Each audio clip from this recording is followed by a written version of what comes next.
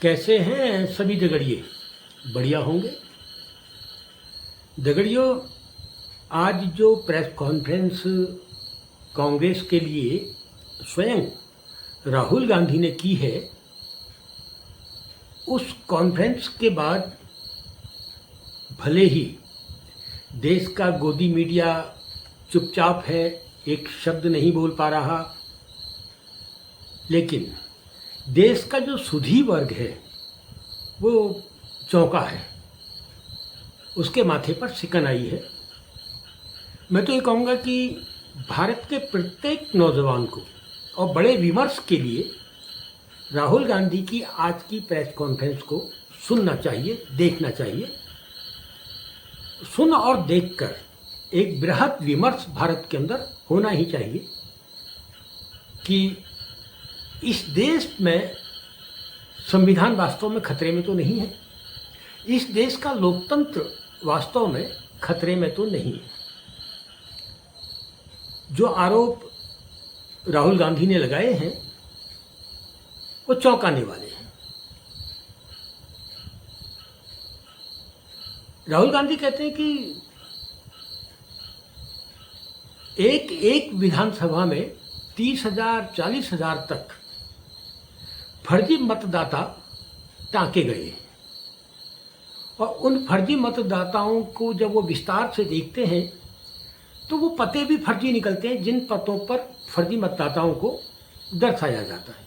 ये राहुल गांधी देश से कह रहे हैं। राहुल गांधी ने देश को बताया कि एक छोटा सा कमरा है, शायद एक बिस्तर वाला कमरा, उसमें दर्जनों मतलब थोक के भाव मतदाताओं का होना, मतलब मतदाताओं के जो पते हैं उन पतों तक जब राहुल गांधी पहुंचे होंगे तो उन्होंने देखा होगा कि एक छोटा सा कमरा है, एक आदमी दो आदमी मुश्किल उसमें रह सकते हैं, लेकिन उस पते पर दर्जनों के हिसाब से मतदाताओं के पते दर्ज हैं।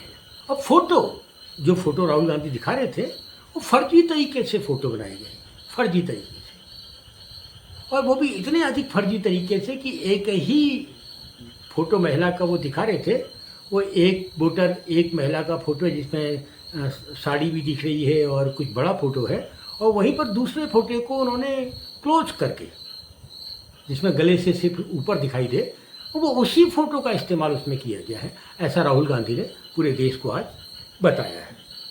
राहुल गांधी ने आश्चर्य व्यक्त किया कि जो फॉर्म 6 होता है उसका चुनाव आयोग ने कितना बुरी तरीके से दुरुपयोग किया है, ये भी राहुल गांधी ने देश को बताया है। बहुत शालीनता के साथ एक लंबी प्रेस कॉन्फ्रेंस को राहुल गांधी पूरा एक एक अंश कुछ इस प्रकार से बता रहे थे जैसे शिक्षक ब्लैक बोर्ड में लिख कर अपने छात्रों को समझा रहा हो। राहुल गांधी की प्रेस कॉन्फ्रेंस निश्चित रूप से बहुत बड़ा उबाल लाने वाली है, इसमें कोई दो राय नहीं, लेकिन आश्चर्यचकित कराने वाला था कि कर्नाटक के जो मुख्य चुनाव आयुक्त हैं उन्होंने कहा है कि साहब शपथ पत्र जारी करें राहुल गांधी नेता प्रतिपक्ष हैं। नेता प्रतिपक्ष का एक दायरा होता है। नेता प्रतिपक्ष ने कहा है कि हम इसको कोर्ट को नहीं दे रहे हैं। उन्होंने कहा मैं तो इसको देश की जनता के सामने ले जा रहा हूं, ये बताने के लिए देश की जनता तय करे कि संविधान कितना खतरे में है, लोकतंत्र कितना खतरे में है।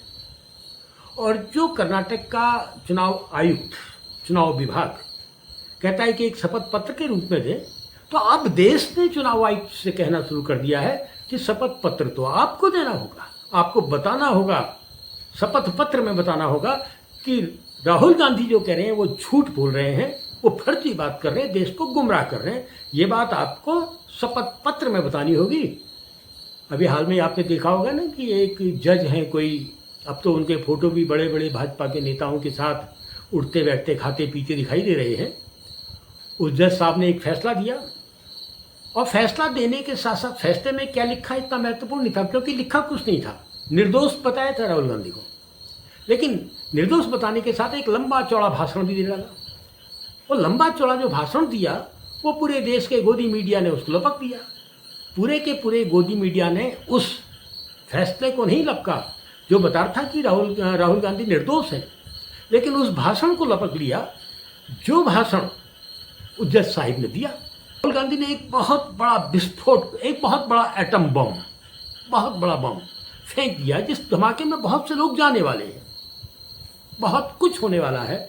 उसके लिए गोदी मीडिया को साहब खबर बनाने के लिए एक लाइन पकड़ाते हैं कर्नाटक के चुनाव आयुक्त, चुनाव विभाग के सबसे बड़े अधिकारी। वो कहते हैं साहब शपथ पत्र के रूप में दीजिए।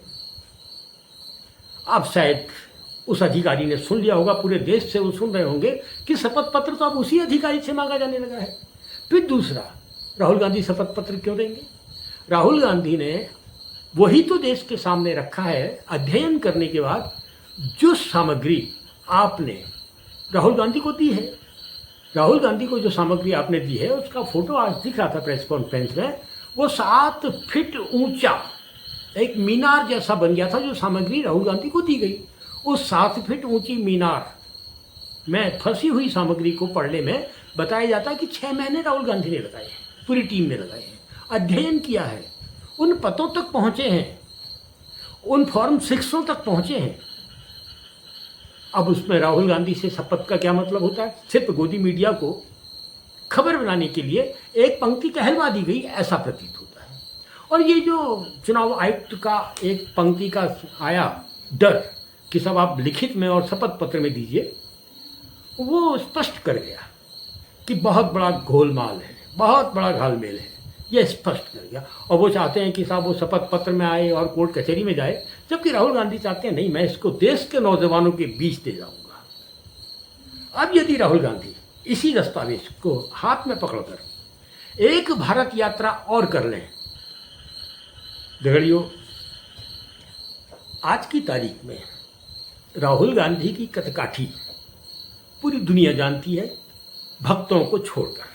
गोदी मीडिया भी उस बात को जानता है, लेकिन आका के लिए कुछ तो करना है और आका को खुश रखना है।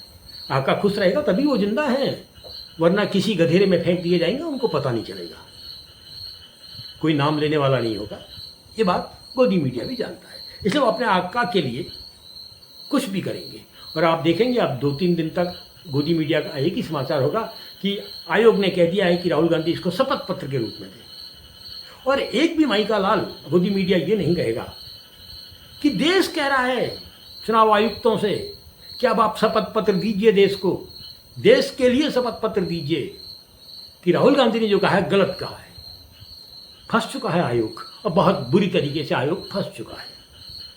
आयोग ही नहीं, ये सरकार भी फंस चुकी है।